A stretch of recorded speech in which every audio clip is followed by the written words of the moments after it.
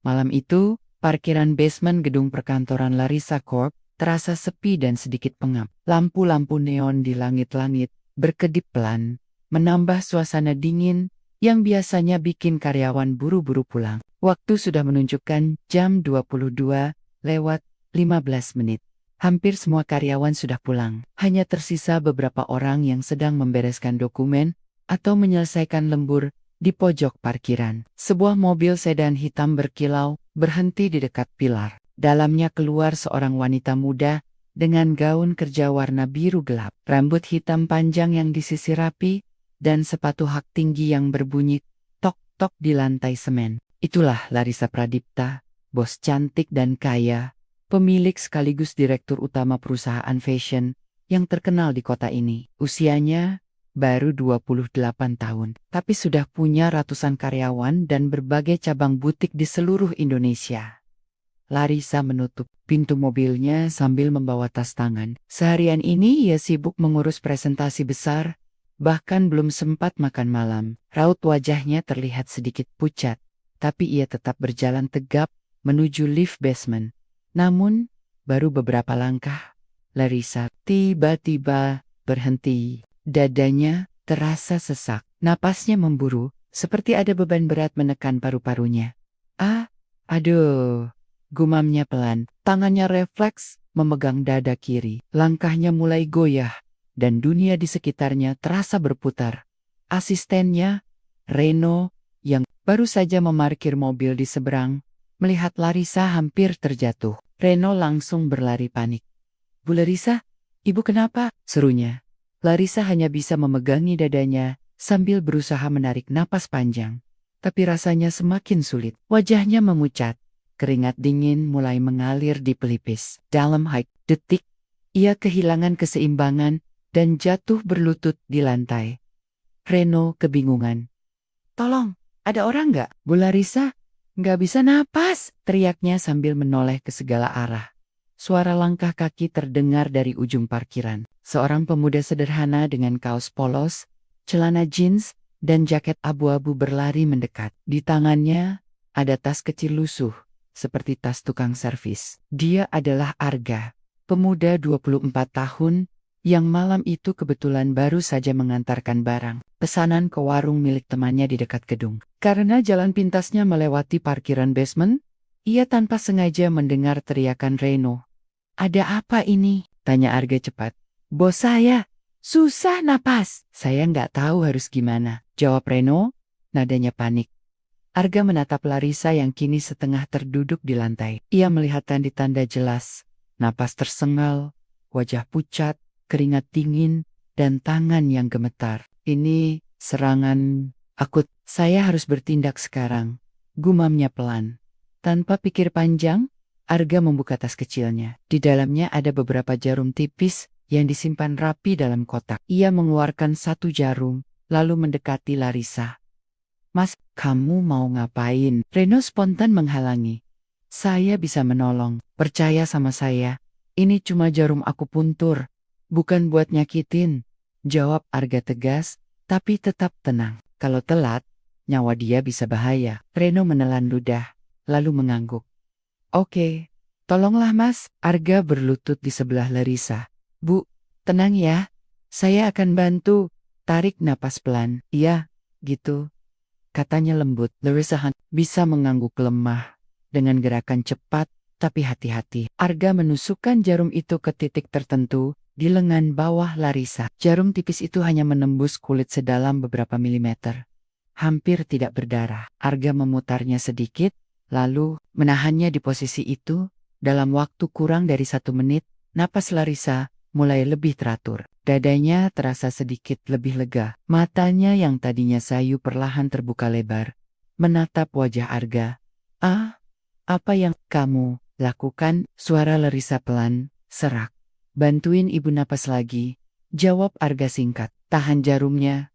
Sebentar. Sebentar lagi, selesai." Reno memegang tas Larissa sambil masih terlihat tegang. "Astaga, saya kira ibu beneran mau pingsan selamanya." Setelah sekitar 2 menit, Arga mencabut jarum itu, lalu membersihkan titik tusukan dengan kapas alkohol. Dari dalam tasnya. Sekarang, tarik napas pelan. Buang pelan. Rasanya gimana? Larissa mencoba menghirup udara. Kali ini napasnya terasa jauh lebih lega. Meski tubuhnya masih lemas. Sudah mendingan. Tapi siapa tanyanya? Masih dengan nada lemah. Tapi matanya penuh rasa ingin tahu.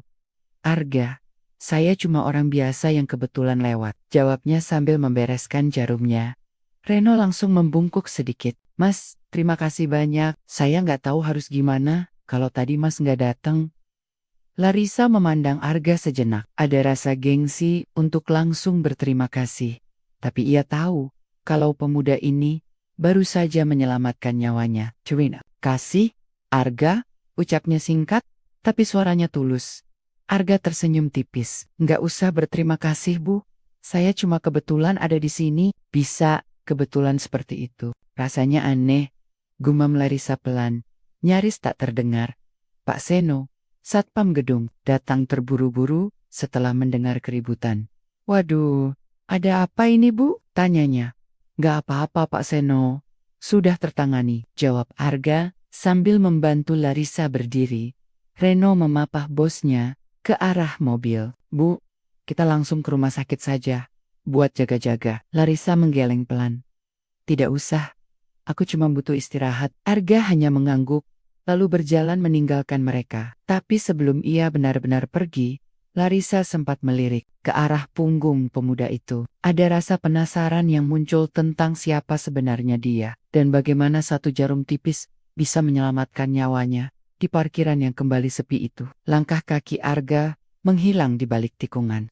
Keesokan paginya, ia duduk di kursi kerja yang empuk di lantai 20 kantornya. Cahaya matahari pagi masuk melalui jendela besar, menerangi ruangan luas yang dipenuhi aroma kopi dan sedikit wangi parfum mahal. Larissa tampak berusaha fokus menatap layar laptop, tetapi pikirannya masih terlempar pada kejadian semalam. Jarum tipis. Napas yang kembali teratur, pemuda asing bernama Arga, semua itu berputar-putar di kepalanya.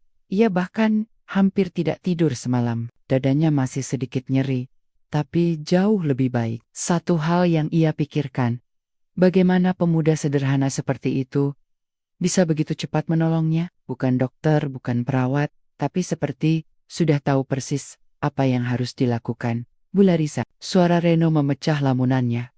Larissa mengangkat kepala. Ya, Ren, maaf, mengganggu. Tadi pagi saya coba tanya-tanya ke Satpam, katanya dia kenal sama pemuda yang nolong ibu itu. Namanya Arga, memang sering lewat basement kalau pulang malam. Saya pikir, mungkin ibu mau ketemu lagi? Tanya Reno hati-hati. Larissa memandang Reno. Kamu bisa carikan dia? Reno mengangguk. Bisa, Bu, kalau ibu mau. Saya undang ke kantor siang ini. Larissa sempat diam beberapa detik, lalu berkata, lakukan. Siang harinya, Arga menerima pesan dari Pak Seno Satpam, bahwa ada orang penting yang mau menemuinya. Awalnya ia ragu, tapi karena penasaran, ia pun datang ke gedung Larissa Corp. Penampilannya masih sederhana, kaos hitam polos, celana jeans, dan sepatu sneakers yang sudah sedikit pudar warnanya. Tas kecil lusuhnya tetap ia bawa. Reno menyambutnya di lobi. Mas Arga, terima kasih mau datang. Bos saya ingin bicara langsung. Arga hanya mengangguk. Saya nggak apa-apa mas, tapi ini soal apa ya? Nanti saja ibu jelasin. Ayo, ikut saya. Reno membawa Arga ke lift menuju lantai 20. Begitu pintu lift terbuka, Arga disambut suasana kantor yang modern. Lantai berlapis karpet tebal, meja-meja rapi, dan karyawan yang sibuk bekerja. Banyak pasang mata yang melirik penasaran ke arah pemuda sederhana yang berjalan bersama asisten bos di ujung ruangan. Pintu kaca buram bertuliskan, Larissa Pradipta, CO terbuka. Larissa duduk di balik meja besar, mengenakan blus putih sederhana dan celana kain hitam. Penampilannya jauh lebih santai dibanding semalam, tapi aura elegannya tetap terpancar. Masuklah, ucapnya datar. Arga melangkah masuk. Siang, Bu. Larissa memperhatikan Arga dari ujung kepala sampai kaki. Jadi kamu Arga, orang yang menyelamatkan saya tadi malam. Saya cuma bantu sebisanya, jawab Arga singkat. Larissa menghela napas pelan. Saya ingin tahu, apa yang kamu lakukan kemarin? Itu jarum itu, seperti sulap. Saya hampir tidak bisa napas. Tapi, setelah itu, semuanya membaik. Arga tersenyum kecil. Itu bukan sulap, Bu. Itu akupuntur. Teknik pengobatan tradisional. Saya belajar dari kakek saya sejak kecil. Larissa mengerutkan dahi. Akupuntur, tapi bukankah itu biasanya untuk sakit pinggang? Atau terapi kecantikan? Kenapa bisa menolong orang yang hampir tidak bisa bernapas? Arga menarik kursi dan duduk setelah Larissa mempersilakan. Banyak orang salah paham soal akupuntur. Titik-titik di tubuh manusia terhubung dengan organ dalam lewat jalur energi. Kalau ada serangan mendadak seperti yang Ibu alami, kita bisa merangsang titik tertentu supaya tubuh merespon cepat. Dalam kasus Ibu, saya menstimulasi titik yang membantu mengendurkan otot pernapasan dan menenangkan detak jantung. Reno Yang duduk di dekat pintu berdecak kagum. Wah, keren juga, Mas. Larissa masih menatap Arga lekat-lekat. Ada bagian dari dirinya yang terkesan.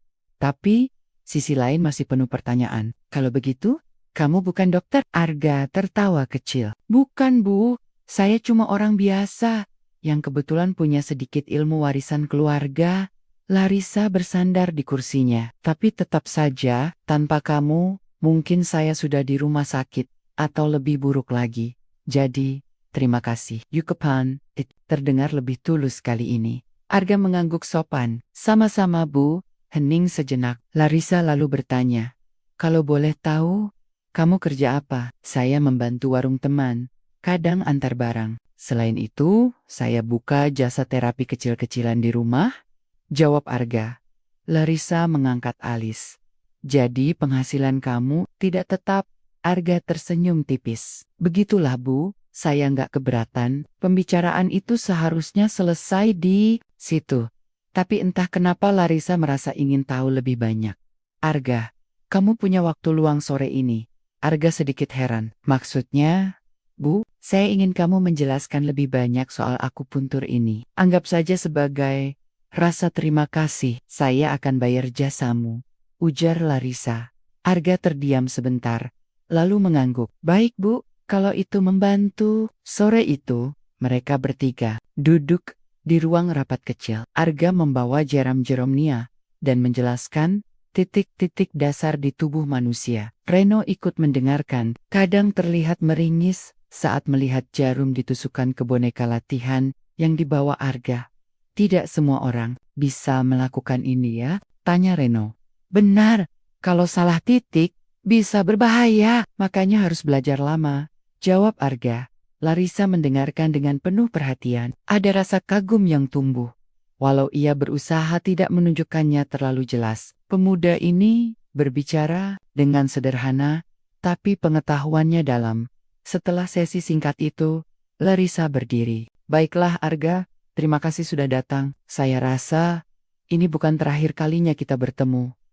Arga hanya tersenyum. Kalau ibu butuh bantuan, saya akan datang. Saat Arga berjalan keluar ruangan, Larissa menatap punggungnya. Sama seperti semalam, hanya saja kali ini, rasa penasarannya semakin besar. Ada sesuatu tentang pemuda ini yang terasa. Berbit, 2 hari setelah pertemuan di kantor, Larissa sedang duduk di ruang kerjanya sendirian. Hujan rintik-rintik membasahi kaca jendela besar, membuat suasana agak muram. Di meja, secangkir teh hangat mengepulkan uap tipis, sementara layar laptop memancarkan cahaya lembut. Hari itu, ia sengaja tidak menjadwalkan banyak rapat. Badannya masih belum sepenuhnya pulih, dan pikirannya terus kembali ke sosok pemuda bernama Arga. Entah kenapa, wajah sederhana itu muncul berulang kali. Mungkin karena rasa penasaran, atau mungkin karena rasa aman yang ia rasakan saat ditolong. Tiba-tiba, pintu ruangannya diketuk. Tok, tok, masuk, jawab Larissa. Pintu terbuka. Reno masuk sambil tersenyum kecil. Bu, ada tamu, katanya. Mau ketemu ibu langsung. Larissa mengernyit. Tamu? Siapa? Reno menoleh ke belakang, memberi isyarat, dan muncullah Arga, membawa tas kecil lusuhnya, wajahnya sedikit basah karena hujan. Larissa berdiri refleks. Arga, kenapa kamu kesini? Kita kan tidak ada janji. Arga mengusap sedikit rambutnya yang basah. Maaf Bu, mengganggu. Saya tadi di dekat sini antar barang. Dan entah kenapa saya teringat sama ibu, jadi saya mampir saja, mau memastikan kondisi ibu sudah benar-benar membaik. Larissa sempat terdiam. Perhatian seperti ini jarang ia dapatkan bahkan dari orang-orang terdekatnya.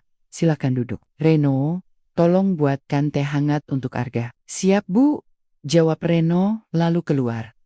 Arga duduk di kursi tamu. Jadi, gimana Bu? Masih sesak napas? Sudah jauh lebih baik, jawab Larissa. Tapi, kemarin dokter pribadi saya bilang, penyakit saya ini memang bisa kambuh kapan saja. Katanya, penyakit bawaan. Arga menatapnya penuh perhatian.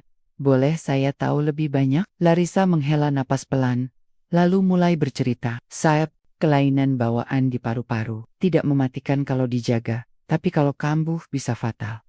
Itulah yang terjadi malam itu. Selama ini saya mengandalkan obat dan inhaler. Tapi, entah kenapa waktu itu tidak sempat saya gunakan. Dan kemudian kamu datang. Arga mengangguk paham. Pantas saja, gejalanya memang seperti serangan akut. Untung saya bawa jarum saat itu. Larissa tersenyum tipis. Kamu selalu bawa jarum itu kemana-mana? Ya, kakek saya selalu bilang, bawa ilmu, bawa alatnya. Jadi saya terbiasa, jawab Arga sambil sedikit tersenyum. Reno kembali dengan 2 cangkir teh. Nih, Mas, teh hangat, Bu Larissa, ada tambahan gula. Larissa menggeleng. Tidak usah. Terima kasih Ren. Mereka bertiga sempat duduk dalam diam. Hanya suara hujan yang terdengar di luar. Lalu Larissa membuka pembicaraan lagi. Kakek kamu, dia tabib. Arga mengangguk. Ya, dulu. Orang kampung sering datang ke rumah minta diobati. Saya kecil sudah terbiasa melihatnya. Waktu saya SMP, beliau mulai mengajari saya titik-titik dasar akupuntur. Larissa menatapnya dalam. Kamu tidak pernah sekolah kedokteran? Tidak, Bu. Saya memilih meneruskan ilmu itu dengan cara sederhana. Ilmu kakek saya bukan untuk mencari kekayaan, tapi untuk menolong orang. Jawab Arga tenang. Kalimat itu membuat Larissa terdiam. Ia merasa ada kejujuran yang jarang ia dengar di dunia. Bisnisnya yang penuh persaingan. Arga kemudian menatap keluar jendela. Aneh. Ya Bu, dunia ini besar. Tapi kadang kita dipertemukan dengan orang asing di waktu yang tepat. Saya tidak tahu kenapa malam itu saya lewat basement. Tapi mungkin memang sudah jalannya. Larissa tersenyum tipis. Mungkin memang begitu. Rasa nyaman yang aneh mulai tumbuh di antara mereka. Reno yang duduk di kursi dekat pintu, bahkan bisa merasakannya, tapi ia memilih diam. Setelah obrolan cukup lama, Larissa memutuskan untuk melakukan sesuatu yang jarang ia lakukan kepada orang. Arga, kalau kamu tidak keberatan, saya ingin kamu datang seminggu sekali, bukan untuk mengobati, tapi untuk memastikan kondisi saya stabil. Anggap saja kamu jadi semacam terapis pribadi. Arga terkejut. Bu, saya tidak tahu apakah itu pantas. Saya bukan dokter resmi. Saya tahu. Potong Larissa. Tapi saya percaya kamu bisa membantu dan tentu saja saya akan membayar jasamu. Arga terdiam sebentar. Lalu mengangguk. Kalau itu bisa membantu, saya akan datang. Mata Larissa berbinar sedikit. Baiklah, kita mulai minggu depan. Sore itu, Arga pamit. Reno mengantarnya sampai lobi. Sementara Larissa berdiri di depan jendela ruangannya, melihat pemuda itu berjalan keluar gedung sambil menunduk karena hujan. Ada perasaan aneh yang ia rasakan, bukan sekadar rasa terima kasih. Ia tidak tahu bahwa keputusan mengundang Arga datang setiap minggu akan membuka pintu ke masa lalu yang selama ini terkunci. Masa lalu ya, ternyata pernah mempertemukan keluarga mereka jauh sebelum mereka lahir. Seminggu kemudian, tepat pukul 10 pagi, Arga sudah berada di ruang kerja Larissa. Kali ini, ia datang bukan karena kebetulan, tapi memang sesuai permintaan. Penampilannya sama sederhana, seperti biasa, hanya kaos lengan panjang, biru tua, dan celana jeans. Tas kecilnya tetap ia bawa, seolah benda itu bagian dari dirinya. Larissa menyambutnya dengan senyum tipis. Pagi, Arga. Duduklah, kamu sudah sarapan? Sudah Bu? jawab Arga sambil duduk. Bagaimana kondisi ibu minggu ini? Lebih baik, kata Larissa, tapi jujur saja. Saya masih suka merasa sesak kalau terlalu lelah. Makanya, saya minta kamu datang hari ini. Saya ingin melakukan terapi ringan. Arga mengangguk, lalu membuka tasnya. Ia mengambil beberapa jarum tipis dan kapas alkohol. Kalau begitu, kita mulai saja. Larissa melepas jas kerjanya dan duduk di kursi yang disiapkan Reno di sudut ruangan. Arga bekerja dengan tenang, menempelkan kapas dingin di beberapa titik di lengannya sebelum menusukkan jarum. Rasa yang timbul hanya seperti digigit semut kecil, tidak sakit seperti yang orang awam bayangkan. Kalau begini, tubuh ibu akan lebih rileks, kata Arga. Jangan bicara terlalu banyak dulu. Larissa hanya mengangguk. Tapi pikirannya malah berkelana. Ia memperhatikan wajah Arga yang serius bekerja. Pemuda ini tampak jauh lebih dewasa dari usianya. Dan ada semacam ketenangan yang terpancar dari matanya. Setelah beberapa menit, jarum-jarum itu dilepas. Larissa merasa napasnya lebih ringan. Terima kasih, ucapnya sambil meraih jaketnya. Arga tersenyum kecil, senang bisa membantu. Larissa lalu menuangkan teh untuk mereka berdua. Arga, boleh saya bertanya sesuatu yang agak pribadi? Tante, jawab Arga tanpa ragu. Kamu bilang kakekmu seorang tabib kan? Apa dia selalu tinggal di kota ini? Arga mengangguk pelan. Iya, kakek saya, namanya Pak Wiryo. Dia tinggal di sebuah kampung di pinggiran kota ini. Dulu rumahnya dekat sungai. Banyak orang datang dari jauh untuk berobat. Kenapa, Bu? Larissa memandang ke arah jendela, matanya seperti sedang mencari sesuatu di masa lalu. Entah kenapa, nama itu terdengar tidak asing. Waktu saya kecil, ayah saya pernah bercerita kalau nyawanya pernah diselamatkan oleh seorang tabib di desa. Kejadiannya sekitar 25 tahun lalu. Ayah kecelakaan saat perjalanan bisnis. Mobilnya jatuh ke parit. Dan dia terjebak selama berjam-jam. Saat ditemukan, napasnya sudah sangat lemah. Arga mulai memiringkan kepalanya.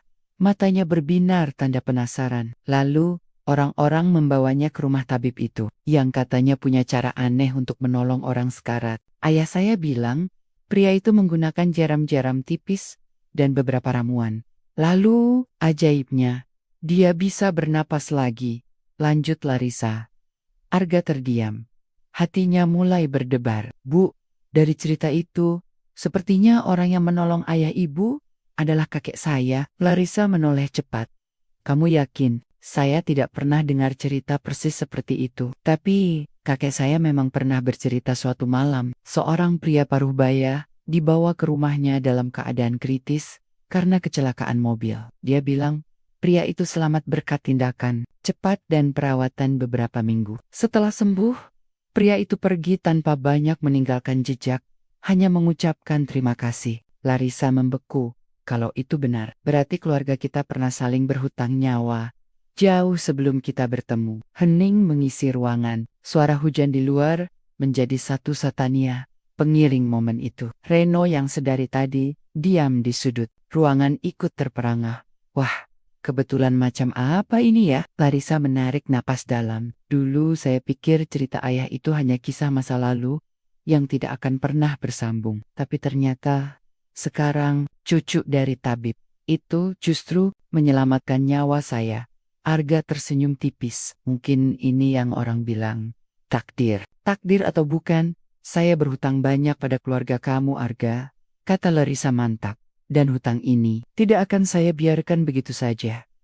Arga mengangkat tangannya pelan. Bu, saya tidak menganggapnya hutang. Kakek saya menolong ayah ibu karena itu kewajiban sebagai manusia. Saya juga menolong ibu karena hal yang sama. Larissa menatapnya lama. Ada rasa hangat yang mengalir di dadanya, bukan hanya rasa terima kasih, tapi juga rasa percaya yang mulai tumbuh.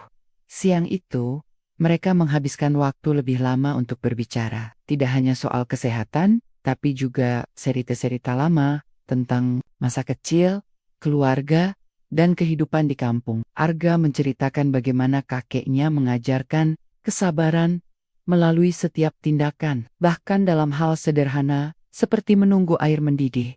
Larissa mendengarkan sambil sesekali tersenyum. Rasanya jarang sekali ia bisa berbicara santai seperti ini tanpa merasa harus bersikap formal atau menjaga wibawa. Ketika Arga pamit, Larissa mengantarnya sampai pintu ruangannya sendiri, sesuatu yang jarang ia lakukan untuk tamu manapun. Hoti-hoti di jalan, Arga, dan terima kasih untuk hari ini. Arga mengangguk. Sama-sama, Bu. Sampai ketemu minggu depan. Saat pintu tertutup, Larissa bersandar di meja kerjanya. Ia menyadari bahwa hubungannya dengan Arga bukan lagi sekadar pasien dan therapist. Ada sesuatu yang lebih dalam, sebuah benang tak terlihat yang mengikat masa lalu dan masa kini. 3 hari setelah pertemuan terakhir dengan Arga, Larissa bersiap menghadiri rapat besar di lantai ballroom Hotel Bintang 5. Acara itu penting, presentasi di depan investor asing yang sudah lama ia incar. Ruangan besar itu dipenuhi orang-orang, bersetelan rapi, deretan kursi tersusun rapi menghadap panggung dengan layar LED raksasa. Pagi itu Larissa terlihat anggun dengan setelan blazer putih dan rok pensil hitam, wajahnya segar, berkat riasan tipis. Meski sebenarnya ia belum benar-benar pulih. Reno, yang selalu mendampinginya, sibuk memeriksa dokumen presentasi di laptop. Bu, kita sudah siap, materi sudah dicek ulang, kata Reno. Larissa mengangguk, berusaha terlihat percaya diri. Bagus, kita harus pastikan semua berjalan lancar. Acara dimulai. Beberapa pembicara pertama memberikan presentasi. Larissa duduk di barisan depan, mendengarkan sambil menunggu gilirannya. Tapi di tengah acara, ia mulai merasakan gejala yang sangat ia kenal. Napasnya terasa berat.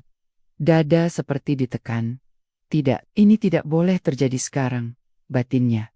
Ia mencoba menarik napas dalam-dalam, tapi malah batu kecil. Reno yang duduk di sebelahnya langsung melirik cemas. Bu, ibu baik-baik saja? Larissa menggeleng. Wajahnya mulai pucat. Reno, aku sesak. Reno langsung panik. Astaga, Bu, tunggu! Saya. Ia melihat sekeliling, mencari pertolongan. Dalam situasi normal, ia akan memanggil tim medis hotel. Tapi kali ini ia ingat, seseorang yang sudah 2 kali menyelamatkan nyawa bosnya, tanpa pikir panjang. Reno meraih ponselnya dan menekan nomor Arga. Halo Mas, bos saya kambuh sekarang di Hotel Grand Majestic, ballroom lantai 2, cepat. Sekitar 10 menit kemudian, pintu ballroom terbuka dan Arga masuk. Nafasnya sedikit memburu karena berlari dari halte terdekat. Beberapa orang memandang heran melihat pemuda berpakaian sederhana di acara formal itu. Reno melambai-lambai. Mas, sini. Arga langsung menghampiri Larissa yang kini terduduk di kursi. Menunduk, berusaha keras mengatur napas. Wajahnya pucat, keringat dingin mengalir di pelipis. Bu, kita lakukan seperti waktu itu. Ya, kata Arga cepat tapi tenang. Arga, suara Larissa pelan. Matanya mulai berkoka-koka, antara takut dan lega. Tanpa ragu, Arga mengeluarkan kotak jarumnya. Beberapa orang di sekitar mulai berbisik-bisik melihatnya. Apa yang dia lakukan? Kenapa pakai jarum? Itu aman gak? Arga tak menghiraukan mereka. Ia mencari titik di lengan Larissa, lalu menusukkan jarum dengan presisi. Tangannya bergerak cepat, seolah sudah menghafal setiap sentimeter kulitnya. Beberapa detik kemudian, napas Larissa mulai teratur. Meski tubuhnya masih lemas, Reno memegangi tas Larissa sambil berkata lirih, Mas, saya nggak tahu harus gimana kalau nggak ada kamu. Beberapa orang yang tadi ragu mulai terdiam, melihat perubahan yang terjadi di depan mata. Seorang investor asing bahkan mendekat dan berbisik ke rekannya. Tanpa kagum, Arga mencabut jarum itu perlahan, lalu membersihkan titik tusukan. Sekarang tarik napas pelan, Bu. Rasakan udara masuk perlahan. Ujarnya lembut. Larissa mengikutinya. Setelah beberapa kali, ia mulai bisa tersenyum tipis. Kamu datang cepat sekali. Arga tersenyum singkat. Untung halte dekat. Kalau telat, mungkin ceritanya beda. Setelah kondisi Larissa cukup stabil, Reno membawanya ke ruang istirahat hotel. Arga ikut menemani. Di dalam, Larissa bersandar di sofa empuk. Matanya memandang Arga dengan rasa syukur yang sulit diungkapkan. Kamu, lagi-lagi, menyelamatkan nyawaku, kata Larissa pelan. Arga menggeleng. Saya hanya melakukan yang saya bisa, Bu. Jujur saja, saya lebih senang kalau ibu mau lebih menjaga diri. Jangan terlalu memaksakan pekerjaan. Larissa tertawa kecil. Walau lemah. Mungkin kamu benar. Reno masuk membawa air mineral. Bu, rapat masih berlangsung. Tapi kalau ibu mau, saya bisa bilang ke panitia. Kalau ibu harus pulang. Larissa menatap layar ponselnya sebentar, lalu berkata, tidak, aku akan kembali. Mereka harus tahu, aku bisa melewati ini. Arga menatapnya kagum. Ibu kuat sekali. Ketika Larissa kembali ke ballroom, suasana agak berubah. Orang-orang yang tadi memandangnya dengan penasaran, kini memberi tatapan hormat. Sebagian besar sudah mendengar kabar bahwa seorang pemuda bernama Arga barusan menolongnya. Saat sesi presentasi tiba, Larissa maju ke panggung dengan langkah mantap. Dalam hati, ia tahu tanpa Arga, mungkin ia tidak akan berdiri di sana. Selesai acara, beberapa investor bahkan mendekati Arga, menanyakan tentang kemampuannya. Arga hanya tersenyum sopan, menjawab singkat, dan menolak tawaran-tawaran aneh yang datang tiba-tiba. Baginya, yang penting Larissa selamat. Sore itu, setelah semua selesai, Larissa mengajak Arga duduk di kafe hotel. Arga, aku ingin kamu tahu, mulai sekarang, kamu bukan cuma penyelamat bagiku. Kamu adalah bagian dari lingkaranku. Aku ingin kamu selalu ada di dekatku. Arga menatapnya, sedikit terkejut. Bu, saya tidak ingin mengganggu kehidupan. Ibu, kamu tidak mengganggu. Potong Larissa cepat. Justru, kamu membawa sesuatu yang sudah lama hilang dari hidupku, kepercayaan. Arga tersenyum. Kalau begitu, saya akan ada. Kalau ibu butuh, di luar. Matahari mulai tenggelam, meninggalkan cahaya oranye yang hangat, tapi di hati Larissa, ada cahaya lain yang menyala, cahaya dari hubungan yang mulai terasa seperti takdir. Beberapa hari setelah rapat besar di hotel, Larissa memutuskan untuk beristirahat di rumahnya yang luas di kawasan perumahan elit. Pagi itu udara cerah, tapi pikirannya masih dipenuhi rasa penasaran. Sejak mendengar cerita Arga tentang kakeknya, ia ingin sekali memastikan apakah orang itu memang sosok yang pernah menyelamatkan ayahnya. Larissa menuju ruang penyimpanan di lantai 2, sebuah ruangan yang jarang ia masuki. Di sana ada banyak lemari kayu berisi album foto lama, dokumen, dan benda-benda kenangan keluarga. Ia membuka salah satu lemari, mengeluarkan sebuah kotak besar berdebu, lalu membawanya ke meja. Perlahan, ia membalik lembar demi lembar album foto. Sebagian besar adalah foto masa kecilnya, lalu foto ayah dan ibunya di berbagai acara. Hingga ia menemukan sebuah foto yang membuat napasnya tertahan. Foto itu sudah agak pudar. Terlihat ayahnya yang masih muda, duduk di kursi dengan perban di kepalanya. Di sebelahnya berdiri seorang pria tua dengan senyum hangat, memakai kemeja sederhana dan celana kain. Di tangan pria itu terlihat sebuah kotak kayu kecil mirip sekali dengan kotak jarum yang selalu dibawa Arga. Larissa menatap foto itu lama. Ini pasti dia, gumamnya. Di bagian belakang foto ada tulisan tangan ayahnya. Bersama Pak Wiryo, pria yang menyelamatkanku dari maut. 1998. Jantung Larissa berdegup lebih cepat. Tidak ada lagi keraguan, kakek Arga adalah sosok yang telah menyelamatkan nyawa ayahnya. Puluhan tahun lalu, Larissa langsung menghubungi Reno. Ren, tolong hubungi Arga. Minta dia datang ke rumah sekarang juga. Tak sampai 1 jam, Arga sudah berdiri di ruang tamu rumah besar itu. Ia terlihat sedikit heran melihat Larissa menunggunya dengan sebuah album foto di pangkuannya. Ada apa, Bu? Sepertinya penting sekali, tanya Arga. Larissa berdiri, berjalan mendekat, lalu menyerahkan foto itu. Lihat baik-baik, kenal dengan orang ini? Arga menerima foto itu, matanya langsung membesar. Ini kakek saya, Pak Wiryo. Dari mana ibu dapat foto ini? Itu foto ayah saya, Arga. Diambil setelah dia diselamatkan kakekmu. Aku baru menemukannya pagi ini, jawab Larissa pelan, tapi mantap. Arga terdiam, matanya menatap foto itu lama, seolah menyatukan potenggen-potenggen cerita yang selama ini hanya ia dengar dari kakeknya. Jadi, benar, takdir memang mempertemukan kita lagi, ucap Arga lirih.